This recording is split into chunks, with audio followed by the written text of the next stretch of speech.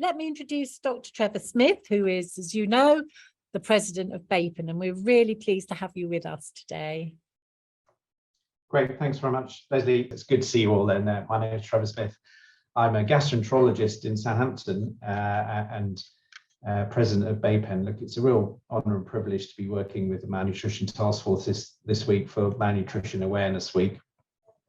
For those of you that perhaps don't know BAPEN, BAPEN is a multidisciplinary charity that brings together a range of different professionals, including dietitians, pharmacists, nurses, importantly patients, a patient charity, and also medical healthcare professionals. It's our 30th anniversary year this year, and that was on the background of the King's Fund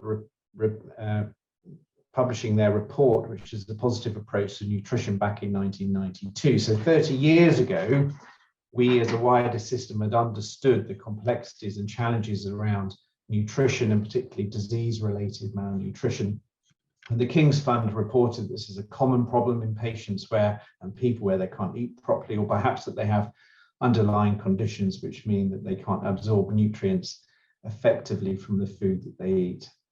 They highlighted the clinical and financial benefits of better diagnosis and treatment plan for nutritional care, the importance of screening, the importance of education, and lastly, the importance of organisation of nutritional services, and most importantly, to have multidisciplinary nutrition support teams. So that's 30 years ago, and it's very much the case, perhaps with some sadness and at times an element of frustration, that those priorities remain very much the case to this day, 30 years later. So much of the work that BAPEN have done, or an important element of BAPEN's work, has been around nutritional screening, and some of you, and hopefully many of you, be aware of the Malnutrition Universal Screening Tool, the MUST tool, which essentially gives an individual a nutritional risk score dependent on their body mass index and or a history of unplanned weight loss over the last 3 to 6 months.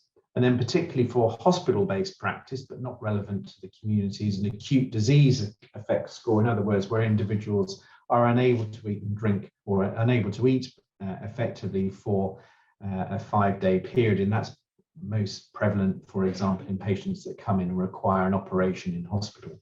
So MUST has really transformed the way in which we organise and deliver nutritional care in clinical practice. BAPEN led what is the world's largest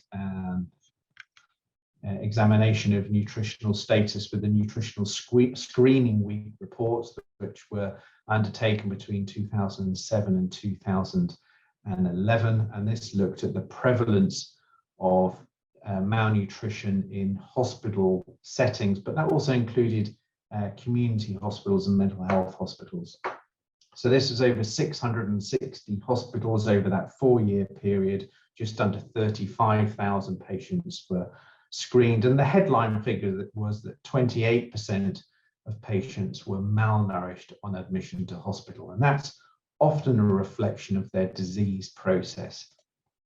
And the team looked at the prevalence of malnutrition in different settings. So hospitals I've talked about, but also care homes, general practice, and outpatient. So one of the important messages is that malnutrition is prevalent in all care settings, and a particular focus for this week in the Malnutrition Awareness Week is really around the prevalence of malnutrition in the community. So 5% of the entire population are thought to have disease-related malnutrition, so that's up to 3 million people. And in the older population, then that's double. So 1 in 10 of the older population are thought to be malnourished. So Diana's already made reference to the point that it is not normal to become thin and malnourished in older age. So this is just some data from Marie Norcelia, who led the Nutrition Screening Week activities for BAPEN. And the blue line here shows some small variation in the percentage of the population that have a body mass index below 20. The red line reflects those individuals that have a body mass index below 20 on admission to hospital, so the Nutrition Screening Week data. And you'll see in the red line that there's a much higher prevalence of undernutrition, i.e. a body mass index below 20 with increasing age. And one of the important concepts that we wish and continue to challenge in clinical practice is that this is not normal. And this should trigger a question or questions around why this has happened in the first place and what treatment plan needs to be put in place to support nutritional care in these individuals. It's important to patients and their families, but it's also important to the healthcare system. So malnourished patients will see their GPs twice as often. They'll have a threefold increase in the number of hospital admissions. Where they do get admitted to hospital, then they stay longer, at least 3 days longer. That's a really important factor. We've become much more aware in hospital practice around the challenges of frailty, multimorbidity, and the impact of deconditioning when patients come into hospital.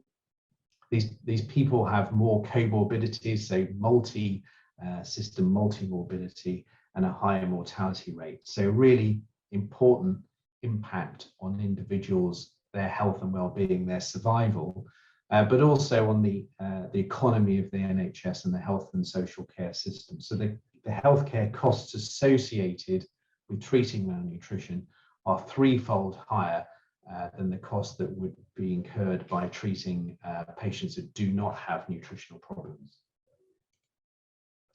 The world has been turned upside down, hasn't it, over the last 3 years? COVID has been an enormous challenge for us all. It remains, to some extent, a challenge, and particularly for those who are most vulnerable in our society, particularly for those individuals that require health and care support. And what we found with COVID is that the pre-existing nutritional problems that individuals experience have been amplified many times. So we're seeing a much frailer, multi-morbid population of people and patients as we come through the COVID pandemic. And this has really important implications for how we deliver care moving forwards. Diane made reference to the ICS's integrated care systems, and the NHS long-term plan set this out in much more detail around how we need to be working much more closely together as a system, so we don't have silos of primary, secondary and community care, that we have a seamless care pathway for our patients. And that is ever more important as we come out of the pandemic, and is highly relevant in terms of how we deliver nutritional care to patients across the health and social care system. And that has to be, and rightly so, the important focus for Malnutrition Awareness Week. And Diane has already set out the elements, the key elements of this in terms of ask, look and listen. So alongside the various activities of this week, BAPEN have undertaken a survey of malnutrition and nutritional care in adults. It's been done each year for the last few years now, and we're about to launch, well, we will be launching this year's survey during this week. But this is just some headline data that we captured last year. So just under 1,300 adults from hospitals in a variety of community settings across England and Wales, and healthcare professionals were able to screen and enter data around nutritional status and nutritional care planning for those patients that they are able to assess. So of those 1,300 patients, the average body mass index was 25, which is within the normal range, but there was some range and deviation around that. And we were able to collect information around a range of primary diagnoses. And overall, 39% of adults were found to be at risk of malnutrition using the Malnutrition Universal Screening Tool, the MUST tool.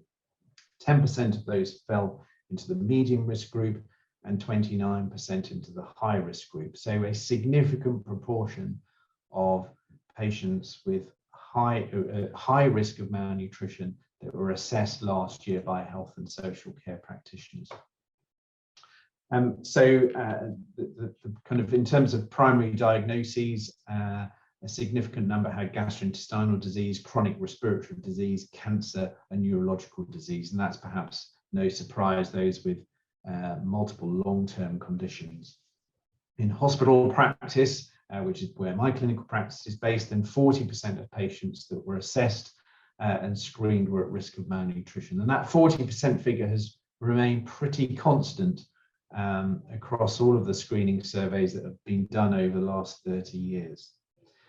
But we've talked already around the importance of linking primary, secondary and community care. And for those patients that were screened and had data entered last year, then 51% of those that were malnourished actually were in their own home. So this is not just a hospital-based problem. Okay, we need to have a seamless system that addresses nutritional care, nutritional screening and nutritional care plan across the continuum of care.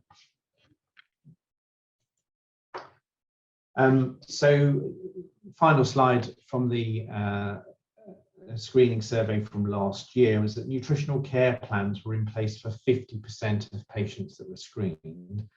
And for those that were found to have a medium risk of malnutrition according to MUST, 2/3 of them had a care plan. And for those that were a high risk, 76%, so 3/4 of patients had a care plan. So put it another way, 1/4 of patients that were high risk of malnutrition or malnourished did not have a nutritional care plan across a range of healthcare settings. So that illustrates that we're still in a position, despite all of the things that we've done and learned over the last 30 years, that there's still very much more to be done. It has to be unacceptable in 2022 that 1/4 of patients at high risk of malnutrition do not have a nutritional care plan.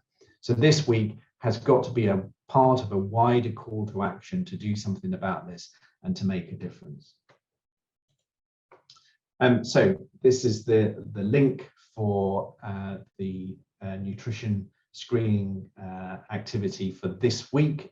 So this is opened up actually as part of colleagues will have access to this for the next month, but it's being launched this week, and we would really actively encourage and strongly encourage everyone where they're working to register with the screening week, such that we can get as much data as we possibly can, hopefully from all 4 nations over the next month, because this helps us build up a better picture, a bigger picture of nutritional care across the UK, and then enables us to have more informed conversations with policymakers around what needs to be done to improve the current situation. So I'll conclude there. Welcome to UK Malnutrition Awareness Week 2022, more 2022. It's really a fantastic group of colleagues and different professional groups that have come together to support and advocate for the best care for the most vulnerable patients that we look after. So I hope you'll enjoy seeing the various resources and activities that have been put together this week, and just to reconfirm our wholehearted support from BAPEN. Thank you. Oh, lovely. Thank you, Trevor. That was really interesting. It's quite horrifying, isn't it, though, to think that a quarter of the patients who are admitted don't have a nutritional plan. So make sure that everybody has a look and goes onto the survey and tries to fill it in as soon as you can. So thanks very much, Trevor. Great. Thank you, Leslie. Bye-bye. Bye.